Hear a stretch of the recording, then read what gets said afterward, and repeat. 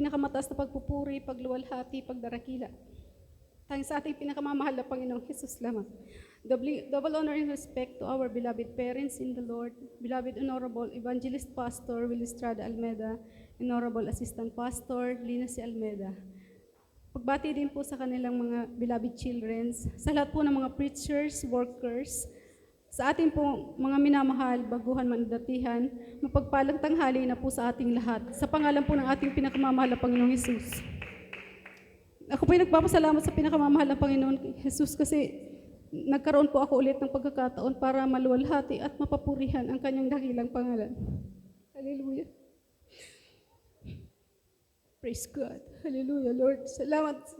Pinapasalamat ko sa mahal na Panginoon ang patuloy niyang bigay ng kalakasan sa akin, katatagan.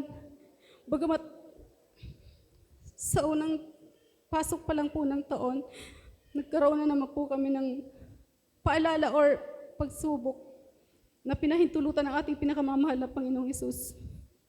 Pero nagpapasalamat ako sa mahal na Panginoon kasi nandiyan palagi ang katatagan na pinagkakaloob niya sa akin. Kalakasan.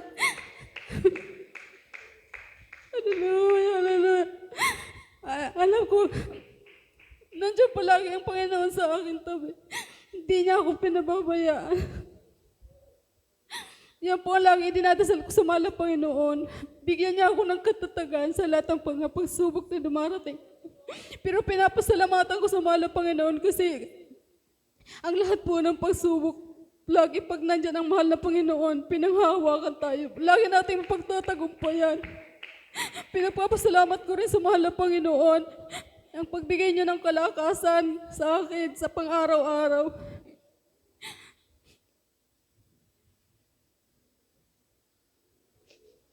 Pag-iingat po.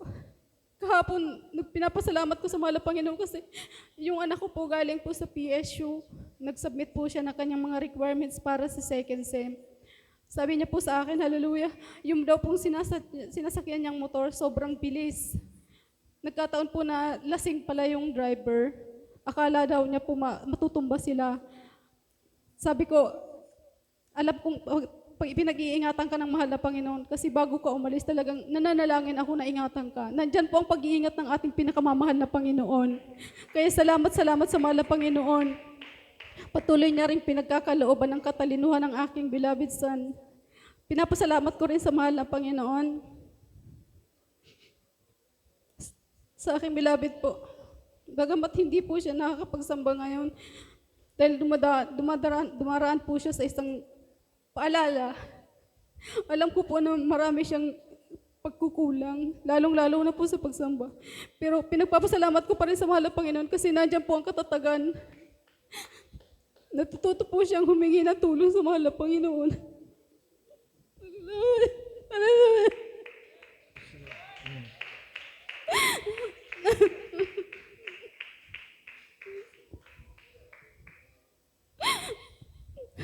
Salamat sa mahal na Panginoon. Kasi talagang gabi-gabi po ako nananalangin sa mahal na Panginoon. Lagi niya pong patatagan ako. Lahat po ng pagsubok talaga nalalagpasan ko dahil po sa pagbibigay sa akin ng katatagan ng ating pinakamamahal na Panginoon. Kaya pinapasalamat ko sa mahal na Panginoon ang pag-iingat niya, pagbigay niya ng kalakasan sa araw-araw, pagpuprovide ng aming mga pangangailangan.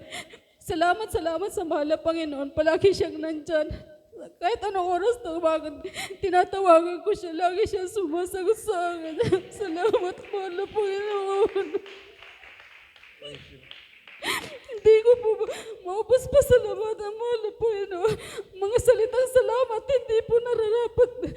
Kulang na kulang po ang pasasalamat na gano'n sa mahal na Panginoon. Pero talagang salamat pa rin sa mahal na Panginoon. Bagamat nagkukulang, nandiyan po siya palagi sa amin. Salamat, mahal na Panginoon. Kaya po lahat ng kapurihan, kapasalamatan tayo sa pinakamamahal na Panginoong Hesus lamang po.